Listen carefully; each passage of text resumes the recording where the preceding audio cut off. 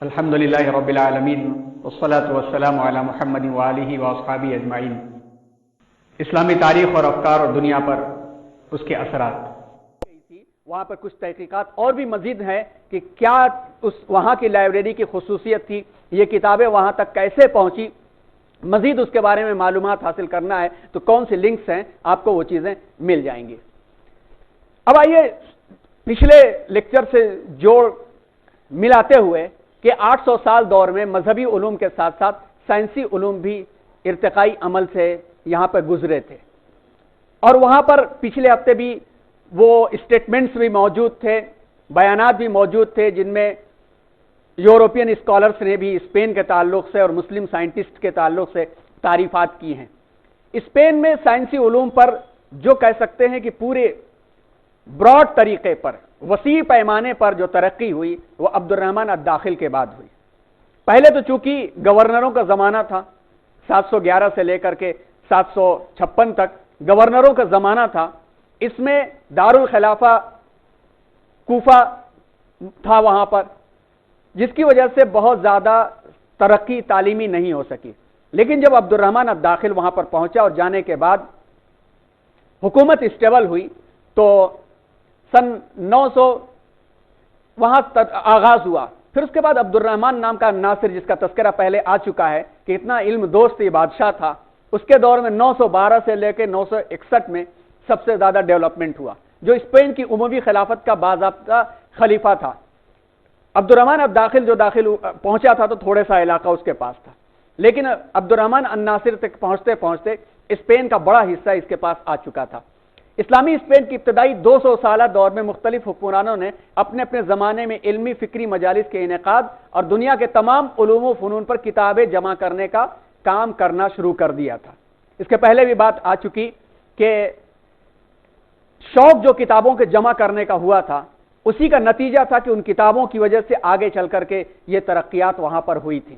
جیسا کہ ایک تذکرہ آیا کہ اتنا شوق ہو گیا تھا کہ محض ایک تاجر نے ایک کتاب کو بڑے پیسوں پر بولی لگا کر کے اس لیے خریدا کہ اس کی لائبریری کی کیٹلاگ میں ایک کتاب رکھنے کی جگہ تھی بس اس کو بھرنے کے لیے، جبکہ نہ وہ سبجیکٹ جانتا تھا نہ جانتا تھا کہ کس چیز کی کتاب ہے، لیکن کتابوں کے خریدنے کا اتنا شوق اور اتنی محبت تھی کہ کیٹلاگ کو بھرنے کے لیے بولی لگا کر کے ہزاروں درہم کے اندر اس نے کتاب خریدی۔ جب یہ مزاج بنا تو اس مزاج کے بننے کے بعد اندلس کو مسلمانوں کو فکری طور پر سوچنے کا موقع ملا۔ اسکالرز ہمیشہ سکون کی جگہ تلاشتے ہیں۔ یہی وہ زمانہ تھا کہ جس وقت عباسی حکومت نئی شروع ہوئی تھی اور ابھی اسٹیبل ہو رہی تھی۔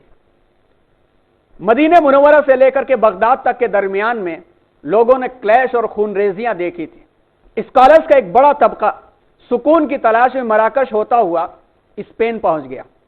وہاں کے حالات، وہاں کے ماحول، وہاں کی ہریالیاں اور وہاں کی چیزوں سے متاثر ہو کر کے وہاں رہ کر کے امن و امان کے ماحول میں جب اس کو ماحول ملا تو اس ماحول کے بعد ان کی فکریں کھلیں اور فکر نصیب ہوئی تو انہوں نے علوم عقلیہ پر کھل کر کے تحقیقات شروع کر دی، جو چیزیں سائنس سے جڑی ہوئی تھی۔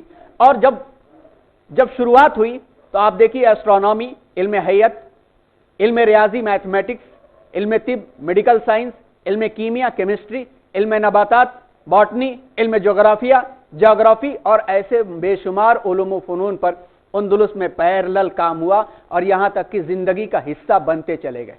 آج کے زمانے میں دیکھیں تو انسان کی کامیابی یہ کہی جاتی ہے کہ کسی ایک سبجیکٹ کا وہ ایکسپرٹ کہا جاتا ہے، کسی ایک سبجیکٹ کا ایکسپرٹ کہا جاتا ہے۔ ایک ٹیکنالوجی سے جڑا ہوا شخص سافٹ ویئر انجینئر سے آپ کہیے کہ ہارڈ ویئر کا کام کر دے تو بسا اوقات ہارڈ ویئر نہیں کر پاتا۔ ایک ہارڈ ویئر ایکسپرٹ جو نیٹ ورکنگ کا بہترین کام کرتا ہے، اس سے آپ کہیے کہ یہ ذرا پاور پوائنٹ کی سلائیڈ بنا دو تو وہ کہے گا کہ میری فیلڈ نہیں ہے، تو جائے گی دوسری بات۔ مگر یہاں پر جو شوق اور جذبہ جو تھا، اس شوق اور جذبے سے ملٹیپل صلاحیت والے افراد ہوا کرتے تھے۔ آگے کچھ اشارے آپ کو ملیں گے کہ ایک شخص ایک میدان کا ماہر ہے تو وہی شخص دوسرے میدان کا بھی ماہر ہوتا ہے۔ ابھی آگے ایک تذکرہ آئے گا کہ ایک شخص عالم دین، خطیب، علم دین، علم شریعت کا ماہر، رات میں ایک طرف وہ تہجد گزار، عبادت گزار، تسبیح پڑھنے والا بھی ہے، تو رات کے ایک حصے میں وہ آبزرویٹری بنا کر کے تحقیق بھی کر رہا ہے کہ یہ ستاروں کی چالیں کیسی ہیں اور یہ سیارہ کیسا ہے اور یہ سیارچے کیسے۔ یہ مزاج کب پیدا ہوتا ہے؟ جب فضا کے اندر جس چیز کی گونج ہوتی ہے وہی کان میں جاتی ہے، وہی مزاج بناتی ہے۔ فضا کے اندر جو بات ہوتی ہے وہی اڈاپٹ کی جاتی ہے۔ آج فضا میں جو بات ہے وہی اڈاپٹ کی جا رہی ہے، اور کیسی باتیں ہم سب اچھی طرح سے جانتے ہیں۔ اندلس کے دوسرے عمومی خلیفہ حکم ثانی 961 سے 976 کی لائبریری دنیا اپنے دور میں دنیا کی سب سے بڑی لائبریری شمار کی جاتی تھی، اور ایک اندازے کے مطابق اس کی صرف تنہا ایک آدمی کی لائبریری میں 6 لاکھ کتابیں تھیں۔ 6 لاکھ کتابیں۔ ہم نے بہت ساری لائبریری تو نہیں دیکھی ہے، چند لائبریریاں دیکھی ہیں، شبلی اکیڈمی کی لائبریری اور کچھ اور لائبریری، ندوے کی لائبریری۔ تعجب ہوتا ہے کہ 5 منزلہ لائبریری کے لیے کیا ضرورت تھی طالب علم کے زمانے میں، محض 1.5 لاکھ 2 لاکھ کتابیں، تو تعجب 2 لاکھ کتابیں۔ ارے ایک شخص کے گھر میں جب 6 لاکھ کتابیں، وہ بھی بادشاہ ہے جس کو اس سے زیادہ شغف بھی نہیں ہوتا، ابھی مزاج بھی اتنا نہیں بنا تھا، تو انفرادی لائبریریوں میں تعداد کس چیز کی زیادہ ہوگی؟ اور ابھی تو چند 100 سال پہلے اسلام کی دعوت مکمل ہوئی ہے، تو کیا لکھا ہوگا انہوں نے؟ یقیناً جو چیزیں لکھی ہوں گی، دنیا اسی سے چل رہی ہے اور دنیا اسی پر ترقی کر رہی ہے، لیکن ہمارے پاس تو کیٹلاگ تک بھی نہیں ہے۔ صرف ابن ندیم کی جو فہرست ہے، اس فہرست سے پتہ چلتا ہے کہ فلاں جگہ ایسا ہوگا، فلاں جگہ ایسا ہوگا، اور وہ فہرست بھی ہزاروں صفحات پر ہے۔ اس پر قرآن و حدیث، فقہ اور دیگر مذہبی علوم کے علاوہ آپ دیکھیے اسٹرونامی، میتھمیٹکس، میڈیکل سائنس، اسٹرالوجی، علم نجوم، کیمسٹری، فزکس، فلسفی اور لاجک، تاریخ اور جغرافیہ، تمام علوم پر 4 لاکھ سے زیادہ، ایک روایت کے مطابق 6 لاکھ سے زیادہ کتابیں موجود تھی۔ اس لائبریری کا کیٹلاگ صرف 44 بڑی جلدوں میں تھا۔ تو اس کے پاس وقت ہوگا جو دیکھتا ہوگا نا، پڑھنے کا جذبہ ہوگا تبھی تو ہوتا ہوگا۔ یہ مزاج وہاں پر تھا۔ اب آئیے علم ریاضیات اور علم فلکیات، عام طور پر اس کو قریب بیان کیا جاتا ہے کیونکہ اس کے بغیر اس کو میتھمیٹکس کے بغیر اس کو جاننا اور سمجھنا ذرا مشکل کام ہے۔ علم ریاضیات کے اندلس میں مسلمہ مجریتی سن 1007 میں امام مانے جاتے ہیں۔ ان کی کتاب المعاملات، ریاضی، ہندسہ، الجبرا پر بہت مشہور کتاب تھی۔ تلیطلہ کے قاضی، عالم دین، ماہر فلکیات میں شمار ہوتے ہیں۔ ان کی اپنی ذاتی رصدگاہ تھی، رصدگاہ کہتے ہیں آبزرویٹری کو، اب آبزرویشن کا کام۔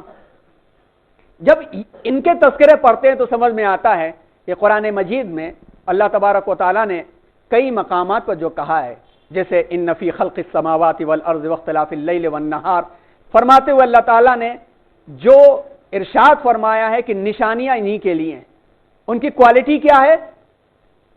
یتفکرون، ایک طرف کوالٹی یہ ہے کہ اللہ کی تعریف اور عبادت اٹھے بیٹھے اور پہلوؤں پر لیٹے ہوئے بھی کرتے ہیں۔ وَيَتَفَكَّرُونَ فِي خَلْقِ السَّمَاوَاتِ وَالْأَرْضِ، آسمان و زمین کی تخلیق میں بھی غور کرتے ہیں۔ اور آخر میں فرما دیا گیا، یہی کہتے ہیں کہ اللہ آپ نے اس میں سے کسی چیز کو بیکار نہیں پیدا کیا۔ ربنا ما خلقت ھذا باطلا سبحانک فقنا عذاب النار، قابل تسبیح تو آپ ہیں۔ تب سمجھ میں آتا ہے کہ یہ عالم دین اس انداز سے غور کرتے ہوں گے۔ اب اگر قرآن مجید کی یہی آیت سمجھنی ہے، سائنٹسٹ ہمارے ڈاکٹر صاحب بھی موجود ہیں یہاں پر، بہت اس فیلڈ کے ماہرین بھی موجود ہیں، اگر قرآن مجید کی اس آیت کو سمجھنا ہے کہ اللہ کی عبادت اٹھے بیٹھے پہلوؤں پر لیٹے ہوئے کرتے، اور اس میں یہ موجود ہے کہ اللہ کے وہ نیک بندوں کی خصوصیت یہ ہے کہ آسمان و زمین کی تخلیق پر غور کرتے ہیں، تو ڈاکٹر صاحب بتائیے کتنے علوم کی ضرورت پڑے گی؟ علم قرآن، اصول حدیث، اصول فقہ، اس کے ساتھ ساتھ فزکس، کیمسٹری، میتھمیٹکس، پھر زندگی آ جائے تو بایولوجی، اتنے علوم کی ضرورت پڑے گی یا نہیں پڑے گی؟ جو اتنا علم جان جائے گا تو ظاہر سی بات ہے کہ وہ خطبہ دے کر کے ممبر ہی میں بیٹھا نہیں رہ جائے گا، وہ کسی نہ کسی رصدگاہ میں، آبزرویٹری میں اسے پہنچنا پڑے گا کہ آج کیا ہوا اور یہ کون میٹیئرز کہاں سے گزر رہا ہے اور زمین سے ٹکرانے کے کیا خدشات ہیں، وہی تو غور کرے گا۔ یہ مزاج وہاں پہ پیدا ہو چکا تھا، اور قرآن کی ایک آیت، اس ایک آیت کا سبق سمجھ جائیں تو سمجھ میں آ جائے گا کہ یہاں پر ملٹیپل کوالٹی اور صلاحیت والے لوگ تھے۔ یہ ہم بھی اڈاپٹ کر سکتے ہیں، ہم بھی اڈاپٹ کر سکتے ہیں۔ مسلم ہاسٹل سے بھی چند بچے آ رہے ہیں، یہاں وہاں بھی مزاج پیدا ہو سکتا ہے. کیسے کر سکتے ہیں اس کو؟ کیونکہ مقصد یہ ہے کہ ان کو سن کر کے یہ تاریخ تو گزر گئی، تبدیل نہیں ہوگی. تاریخ مستقبل کو تبدیل کرتے. جو قوم اپنی تاریخ کو بھلاتی ہے اس کا مستقبل کیوں تاریخ ہو جاتا ہے؟ اس لیے کہ اچھائیوں سے کو حاصل نہیں کرتے، برائیوں سے سبق نہیں لیتے. کر سکتے ہیں. کرنے کے لیے کیا ہے؟ قرآن کے سمجھنے کا مزاج اگر پیدا ہو جائے گا، قرآن کو سمجھنے کے لیے زمانے کی ٹیکنالوجی کی لیڈنگ اور قیادت کرنے کے لیے بیچ کی اور درمیان کی ایک کڑی ہے جس کا نام ہے سیرت رسول صلی اللہ علیہ وسلم. اور سیرت رسول صلی اللہ علیہ وسلم کا مطلب ہی ہوتا ہے عمل. بغیر عمل کے سیرت وجود ہی میں نہیں آتی. سیرت بغیر عمل کے وجود میں نہیں آتی. حضور کیسے کھاتے تھے؟ پہلے اس پر عمل کرنا شروع کیا تو بعد میں خود سمجھ میں آ جائے گا کہ کھانے کے آداب اور سنتوں کے اندر کتنی سائنس چھپی پڑی ہے. حضور سوتے تھے کس پہلو پر، کتنی دیر کے لیے سوتے تھے، سونے سے پہلے کیا سوچ بناتے تھے، سوچ کا اثر خوابوں پر کیسے پڑتا ہے، اور خواب اچھے ہوں تو دن کیسے اچھا گزرتا ہے، خواب خطرناک اور شاکنگ خواب نظر آ جائے تو دن بھر طبیعت کیسی مزمحل رہتی ہے. سیرت تھا.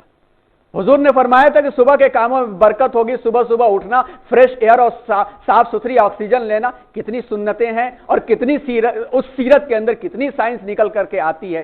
یہ مزاج پیدا ہو سکتا ہے اور اس کے لیے شرط یہ ہے قرآن فہمی. قرآن فہمی کے لیے شرط ہے سیرت کا اڈاپشن. یہ دو کام ہو جائے گا تو تیسرا کام خود بخود وجود میں آ جائے گا. یہ کڑی ٹوٹی ہوئی ہے، یہاں پر بھی اس کو جوڑنے کے لیے فکر کرنے کی ضرورت ہے. طلع کے ابھی تذکرہ آیا. ابو بکر محمد ابن باجہ کے نام سے، ابن ماجہ ایک الگ تھے، ابن باجہ ایک الگ تھے. سن 1138 عیسوی ایک ماہر فلسفی، طبیب، ڈاکٹر ہونے کے ساتھ ساتھ ایک مشہور ماہر فلکیات تھے. فلاسفر، میڈیکل ایکسپرٹ، ماہر فلکیات، آسٹرونامر. ان کی کتاب نبذۃ یسیرۃ علی الہیئۃ والہیئہ، یعنی فلکیات کو آسان بنا کر کے سمجھنے کی کتاب انہوں نے اس زمانے میں لکھی تھی، بہت مشہور تھی. ابن رشد کا نام تو ہر شخص جانتا ہی ہے. فلسفی میں ابھی ان کا تذکرہ آئے گا کہ یورپ آج انہی کی فلسفی پر آگے ترقی کر رہا ہے. ارسطو کو یورپ میں انٹروڈیوس کرانے والے ابن رشد ہیں. صحیح طریقے پر کہا جائے جس کو یورپین نے بھی مانا ہے. ایک طرف مشہور فلسفر کہ امام غزالی رحمۃ اللہ علیہ کے مقابل میں ان کو رکھا جاتا ہے. ان کی ایک مثال تھی ان کی کتاب تلخیص المجستی، کتاب اقلیدس، حرکت الفلک، حیات الافلاک. یہ سب کے سب جو ہیں آسٹرونامی کی کتابیں ہیں. ایک فلاسفر کی لکھی ہوئی آسٹرونامی کی کتابیں ہیں جو زمانے کی نظروں سے ختم ہو چکی ہیں. جیسے ابھی کچھ تصویریں دکھائیں یوں ہی غائب ہوں گی. اگر ہمارے گھر میں بھی پڑی ہوگی تو کسے معلوم کہ اس میں کیا ہے، کبھی اٹھا کے دیکھیں گے تو. علم کیمیا، کیمسٹری اندلس میں کافی مقبول ہوا. آپ جانتے ہیں کہ کیمسٹری کے سبجیکٹ کے لوگوں میں، پرانے لوگوں میں ایک جنون ہمیشہ رہا ہے کہ کیسے جو ہے دوسرے کیمیا سے سونا بنا سکے، سونے میں کیسے ڈھال سکے. اس ٹاپک کے تحت اندلس میں بھی کافی ترقی ہوئی تھی اور بحث و تحقیق کے تحت بھی ترقی ہوئی تھی. ابن ندیم یہ بہت مشہور مصنف ہیں، ان کی ایک فہرست ہے.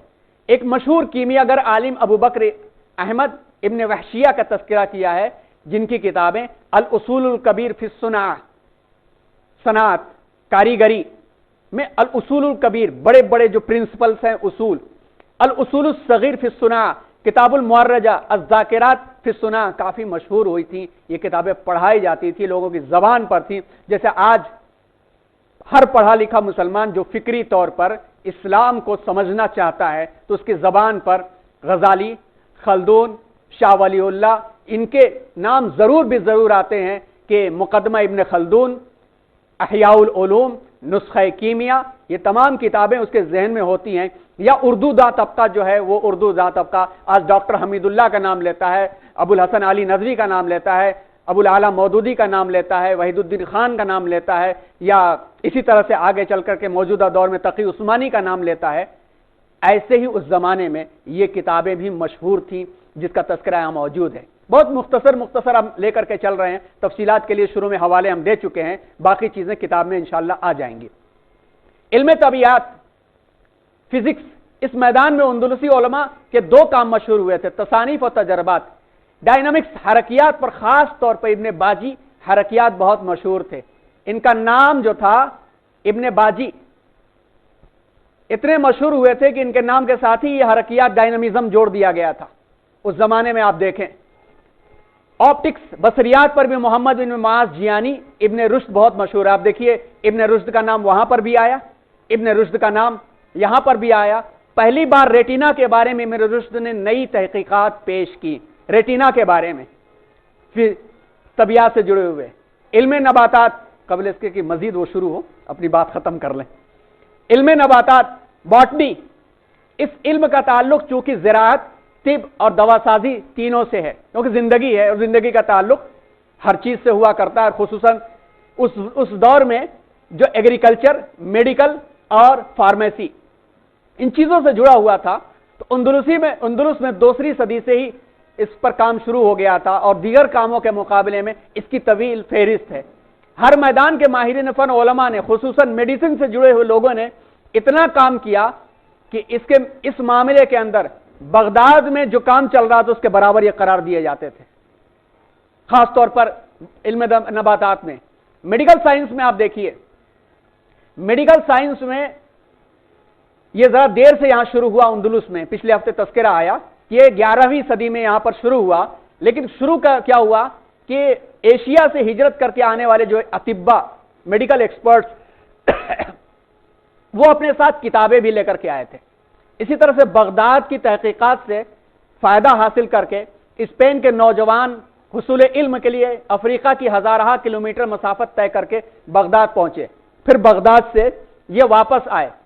یونس الحرانی, اسحاق ابن عمران, اسحاق ابن سلیمان, ابن الجزار اس دور میں صحیح طریقے پر اندلس اور اسپین کے اندر میڈیکل سائنس کو بڑھانے والے مانے جاتے ہیں. جو اندلس میں میڈیکل سائنس میں جو سب سے زیادہ کام ہوا, ابھی یورپ اس سے بالکل بے خبر ہے, جیسا کہ خود ان کے ایکسپرٹس مانتے ہیں. یہاں پر بات چل رہی ہے بغداد اور اندلس کا کمپیریزن. اس میں دیر سے شروع ہوا, لیکن جیسے ہی شروع ہوا یہاں پر آپ دیکھیے کہ ڈائگنوسس, تشخیص امراض, امراض نسواں جو عورتوں کے امراض ہوتے, امراض اطفال, پیڈیاٹریشین یعنی بچوں کے جو اطفال ہوتے, امراض چشم اور سرجری پر خصوصی کام ہوا. اور بہت سے ماہر ڈاکٹرز ایسے ہوتے تھے, اطباء ایسے ہوتے تھے, نبض دیکھ کر کے مریض کی جملہ کیفیات بیان کر دیتے تھے. ابو العلا زہر صرف نبض اور قارورہ دیکھ کر کے مرض کی کامل تشخیص کر لیتے تھے یہ ڈاکٹر. ابن الاسم اتنے ماہر تھے کہ صرف نبض دیکھ کر کے یہ بتا دیا کرتے تھے کہ یہ کیا کھا کر کے آیا ہے. آج کے زمانے میں یہ عجیب باتیں لگتی ہیں, لیکن ابھی 50-60 سال پہلے تک بھی یہ طبیب ہمارے بھی ملک میں موجود تھے. 100 سال 150 سال کی بات تو دور کی بات ہے کہ وہ پوری اسکیننگ کر لیتے تھے کہ آج ہر طرح کی اسکیننگ بھی اس سلسلے میں ناکام ثابت ہوتی ہے, اور اس اسکیننگ کو کے بعد بھی ڈاکٹر اپنی رپورٹ نہیں دے پاتا ہے اور اینٹی بائیوٹکس کے ذریعے سے وہ جلاتا ہے اور یا کہ مارتا ہے, کیا کرتا ہے اللہ خیر فرمائے, ایسے ہاتھوں سے سب کو بچائے. مگر یہ جو اطباء تھے وہ ایسی تشخیص کرتے تھے کہ اس تشخیص کے نتیجے میں معلوم برابر طریقے پر بتا دیا کرتے تھے. ابن طب کا گوہر بے مثال ابو القاسم الزہراوی, یہ اندلس سے تعلق ہے. اندلس سے تعلق, جابر ابن حیان کا تعلق یا اور اطباء کا, دیگر اطباء کا تعلق تو بغداد سے تھا, لیکن ابو القاسم الزہراوی کا تعلق اندلس سے تھا. انہوں نے جو تحقیقات کی, ان کی کتاب کے کچھ نسخے, کچھ پیجز بچ گئے تھے جو انٹرنیٹ پر بھی موجود ہیں, کتابوں میں بھی موجود ہیں. انہوں نے جو آپریشن کے آلات بنائے تھے اور آپریشن کی تحقیقات جو لکھی تھی, ان تحقیقات میں سے اکثر آپریشن کے آلات آج بھی ڈیولپ شکل میں موجود ہیں, جس کو انہوں نے اس وقت ڈیزائن کیا تھا, اور نہ صرف ڈیزائن کیا تھا بلکہ آپریشنز انہوں نے کیے بھی تھے. تو اندازہ ہوتا ہے کہ کس لیول تک یہ حضرات پہنچ گئے تھے, اور اس لیول کے بعد دنیا نے آگے ترقی کی ہے. ابو القاسم خلف ابن عباس زہراوی اندلس سے تعلق رکھنے والے, علم جراحت یعنی سرجری کے بانی کہا جاتا ہے ان کو. متعدد آلات جراحی, سرجری کے موجد فاؤنڈر کہے جاتے ہیں, مشہور سائنسسٹ سے. قرطبہ کے شمال مغرب میں امویوں کے بنائے ہوئے شہر الزہرا, جو مدینۃ الزہرا مشہور تھا, اسی سے ان کا تعلق ہے. الزہراوی اسی نسبت سے وہ کہے جاتے ہیں. دور جدید بھی ان کی اس جراحی کا اعتراف کرتا ہے. ان کا زمانہ اندلس میں 4 صدی ہجری یعنی 10ویں صدی عیسوی ہے, اور ان की जिंदगी के बारे में आप पढ़ें तो टॉप मुस्लिम साइंटिस्ट में अबुल कासिम अज़-ज़हरावी का नाम आता है, जिनकी यूरोप भी जिनको मानता है। और वैसे इनकी जिंदगी के बारे में तफसीलात बहुत कम मिलती हैं, लेकिन अज़-ज़हरावी नाम की एक अच्छी इनकी तसनीफ है और अत-तसरीफ लिमन आजिज़ अन तालीफ के नाम से अभी मौजूद है। हमने भी डाउनलोड कर रखी है, अरबी में है, इंग्लिश तर्जुमा भी कहीं ना कहीं जरूर मौजूद होगा, जिसके अंदर मेडिसिन और मेडिकल साइंस के बारे में तफसीलात उन्होंने दी हैं। जदीद जो सर्जरी है, उस जदीद सर्जरी का इनको बानी कहा जाता है। वह एक ऐसे सर्जन थे कि उन्होंने बहुत सारी उनकी मिसालें हैं। उन मिसालों में एक मिसाल है कि एक शख्स का पेट फट करके आंतें बाहर आकर के 24 घंटे गुजर चुके थे। आज के दौर में 24 घंटों के बाद सर्जरी करके बाकी रखना बहुत टेढ़ा मुश्किल काम है। बहुत सारी मशीनों की जरूरत और ऑक्सीजन और बहुत सारी लवाजिमात की जरूरत पड़ती है। लेकिन ज़हरावी का कमाल यह था कि पेट से बाहर एक ऐसा कामयाब ऑपरेशन किया कि जिसका पेट चाक हुए 24 घंटे से ज्यादा वक्त गुजर चुका था। ज़हरावी ने कमाल महारत से पेट से बाहर आने वाली हथनियों को असल मकाम पर रखा और अपनी ही ईजाद करदा आलात सर्जरी की मदद से उसका पेट सी दिया। कहीं तस्करा होगा और ना हो तो आपको ये मालूम होना चाहिए कि पेट का ऑपरेशन सिलने के लिए वो जानवरों की रगें इस्तेमाल करते थे, खुसूसन बिल्ली की रग इस्तेमाल करते थे और अंदर से ऐसी सिलाई करते थे कि ऊपर से अंदर आप जानते हैं कि कैटरेक्ट इस्तेमाल किया जाए, जानवरों की रगें इस्तेमाल की जाए तो निशान भी बाकी नहीं रहता। ये अहम तरीन मिसाल है। और लास्ट टाइम जो आखिरी थर्ड सीजन का आखिरी सेशन था, उसमें 1001 इन्वेंशंस के नाम से एक डॉक्यूमेंट्री जो गालिबन हिस्ट्री चैनल वालों ने बनाई है, उसमें एक वीडियो छोटी सी दिखाई गई थी कि किस तरह से वो ऑपरेशन के लिए जानवरों की रगें इस्तेमाल किया करते थे।